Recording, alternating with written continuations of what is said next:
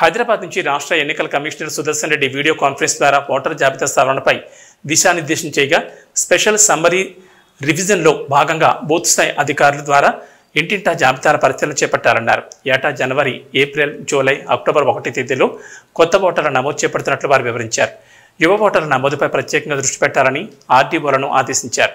Booth స్థాయి అధికారులకు శిక్షణను అందించి ఇంటింటి సర్వే చేపట్టాలని ఎస్ఎస్ఆర్ 2025లో భాగంగా కొత్త ఓటర్ల నమోదు, అదేవిధంగా పేర్ల తొలగింపులు, చిరునామాల మార్పు చేర్పుల్లో ఎన్నికల కమిషన్ నిర్దేశించిన మార్గదర్శకాలు ఉచితంగా పాటించాలని కలెక్టర్ సూచించారు.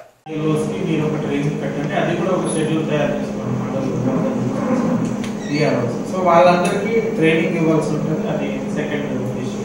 సో ఇక్కడ ఒక ట్రైనింగ్ షెడ్యూల్ ప్రకారం ఇక్కడ ట్రైనింగ్ పెట్టండి. దాని తర్వాత వాళ్ళు మాన్యువల్ ట్రైనింగ్ పెట్టుకుంటారు.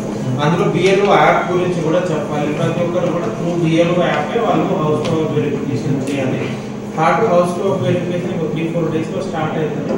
వాళ్ళకు ఈ ట్రైనింగ్ పెట్టుకొని ఆ తర్వాత డైలీ మానిటర్ చేయండి. ఎన్ని హౌసెస్ ఉన్నాయి, ఎన్ని హౌసెస్ చేస్తున్నారు. ఆల్మోస్ట్ ఒక 25 డేస్ అట్లా టార్గెట్ పెట్టుకొని 25 డేస్లో వాళ్ళ హౌసెస్ అన్ని కంప్లీట్ చేసుకునేటట్టు. ఆల్మోస్ట్ ఒక్కొక్కరికి ఎంత మాక్సిమం 1200-1300 ఓటర్స్ ఉంటారు. 1200-1300 ఓటర్స్ అంటే 300 హౌసెస్ ఉంటాయి.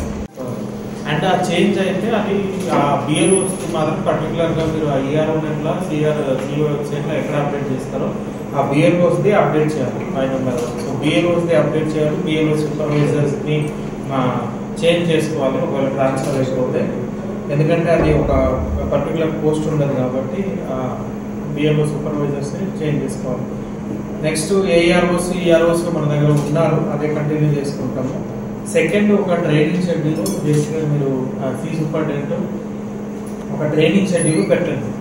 ఇక్కడ మీరు అందరూ ఈఆర్ఓస్కి, ఏఆర్ఓస్కి ట్రైనింగ్ ఇవ్వండి.